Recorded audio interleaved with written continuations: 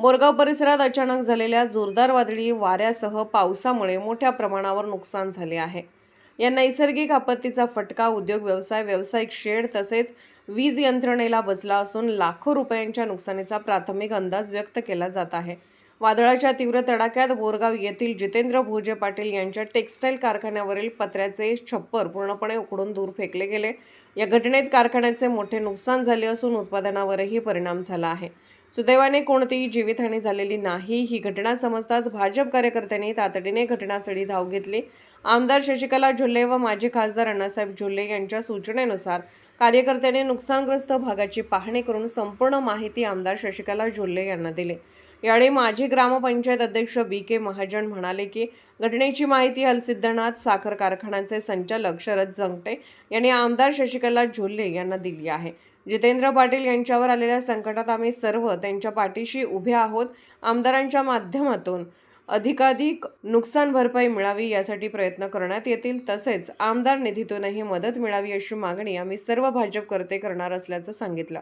याप्रसंगी माजी ग्रामपंचायत अध्यक्ष बी.के. महाजन, बिरेश्वर बँकेचे शाखा चेअरमन अजित तेरदाळे, भरत जंगटे, बबन रेंदाळे, राजू लटलटे, शंकर गुरव, बाळासाहेब चौगले, भरत कांबळे, संजय महाजन यांच्यासह अनेक प्रमुख कार्यकर्ते उपस्थित होते। बोरगावहून SB न्यूजसाठी बोरगावहून मुख्य संपादक शिवाजी भोरे।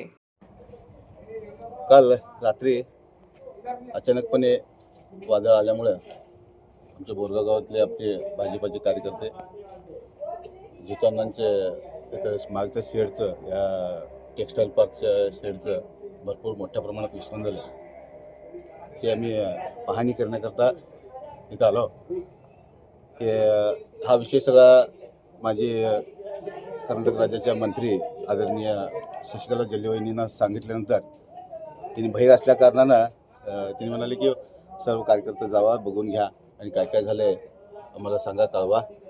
त्या पद्धतीनं मी आल्यानंतर मी आणि जितवानांची भेट घेतो करतो आणि व्यवस्थितपणे काय असेल ते शासनाकडं त्यांना पुरेपूर निधी मंजूर करून द्यायचा प्रयत्न करतो म्हणून असं वहिनी सांगितलं।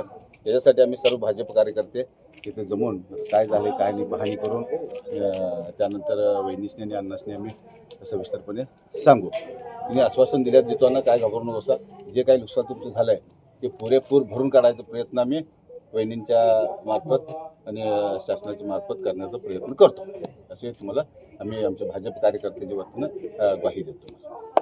आणि सरदारांना सुद्धा बेंगलोरात असल्यामुळं तिने आम्हाला म्हटलं की बाबा जावा, सगळेजण मिळून जावा, मी उद्याला येणार आहे, तेव्हा उद्याला आल्यानंतर मी येऊन बघतो, पाहणी करतो आणि अण्णा वहिनीसनी त्याच्याबद्दल आणि एकदम मी माहिती देऊन सर्व काय घडामोडी झाल्यात, काय नुकसान झालं आहे परिपूर्ण त्याचा हे करून नुकसान भरपाई देण्याचा आम्ही प्रयत्न करू म्हणून सरदारांना सुद्धा बोलल्यात आम्हाला।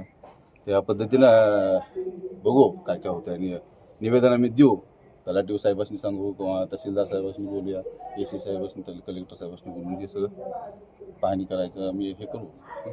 ते नव्हे ते गावात सुद्धा अनेक ठिकाणी अशा पद्धतीनं 1-2-3 ठिकाणी असं घटना घडल्या ती जेणेकरून घरं पडल्यात, कोणाची शेड आणि असे 2-3 शेड पत्र्याचे शेड उतरून गेलं, ते सुद्धा आम्ही पाहणी करणार।